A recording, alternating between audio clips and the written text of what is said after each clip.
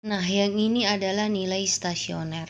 Nah, sebelum kita ke nilai stasioner, kita pelajari dulu jenis stasioner.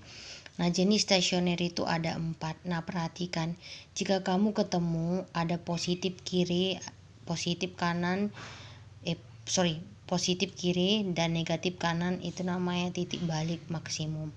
Nah, kalau di sebelah kiri negatif, sebelah kanan positif, itu namanya titik balik minimum.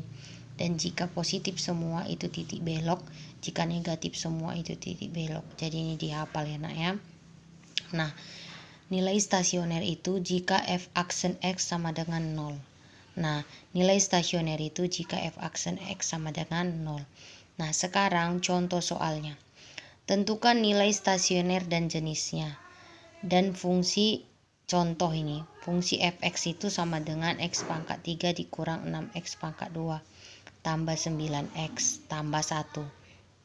Nah, sebenarnya ini soal ada di bukumu contohnya, tapi saya kasih lagi ini supaya saya jelaskan, oke? Jadi sebenarnya gampang cara mengerjakannya. Oke. Jadi fx itu sama dengan x pangkat 3 dikurang 6x kuadrat tambah 9x ditambah 1. Nah, kita turunkan dulu. F aksen x sama dengan 3x kuadrat dikurang 12x tambah 9. Turunannya itu harus sama dengan 0. Itulah rumus stasioner. Nah, turunannya tadi mana? 3x kuadrat dikurang 12x tambah 9 sama dengan 0. Nah, ini masih bisa dibagi 3, jadi kita bagi 3. Jadi x kuadrat kurang 4x tambah 3 sama dengan 0. Jadi diturunkan lalu disama dengankan 0. Nah, setelah itu maka kita faktorkan. Nah, kita faktorkan menjadi x kurang 3, x kurang 1 sama dengan 0. Maka x yang pertama itu 3, x yang kedua itu 1. Nah, jadi nilai stasionernya itu kita cari y. Jadi kita cari y itu dari fx, bukan dari f aksen x. Kalau uji tanda kita dari f aksen x, namun kalau cari stasioner itu adalah cari y. Kalau cari y kita harus dari fx. Nah, fx sama dengan tadi x pangkat 3 kurang 6x kuadrat tambah 9x tambah 1. Maka kita masukkan x yang pertama 3. Hasilnya itu adalah 1. Nah, x yang kedua adalah 1. Hasilnya jika dimasukkan itu adalah 5.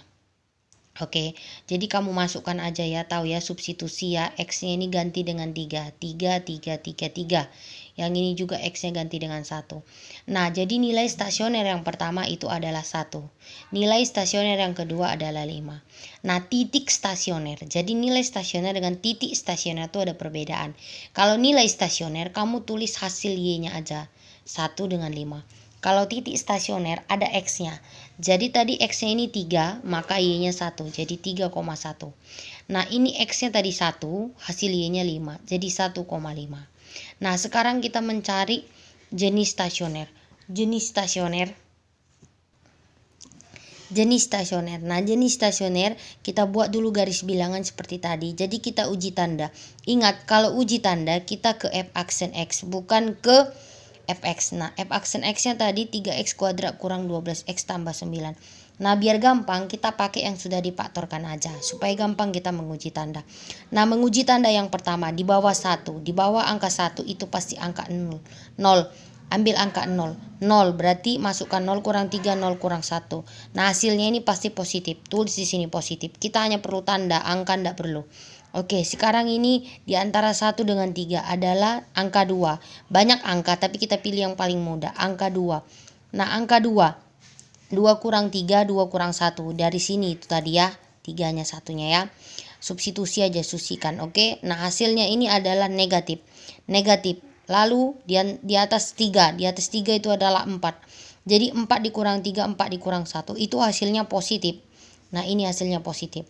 Nah, kita mau cari jenisnya. Jenisnya tadi ada maksimum, minimum, dan titik belok. Nah, jenisnya perhatikan. Ini angka 1. Di angka 1 dia ada positif negatif. Tadi di sebelumnya jenis stasioner jika di kiri positif, di kanan negatif, itu namanya nilai balik maksimum. Jadi nilai balik maksimumnya itu 5. Kenapa 5? Ini kan X-nya 1. Waktu dimasukkan tadi 1, hasilnya kan 5. Jadi nilai balik maksimumnya itu 5. Nah, nilai balik minimumnya itu 1. Lihat ini kiri negatif, ini kanan positif di angka 3. Di angka 3, X tadi 3 itu Y-nya 1. maka nilai balik minimumnya itu 1. Yang dia tulis yang ini. Oke, nilai balik minimumnya itu 1 untuk X sama dengan 3. Jadi ini jadi minimum, ini jadi maksimum. Oke, nah karena sudah digambar di dalam garis bilangan.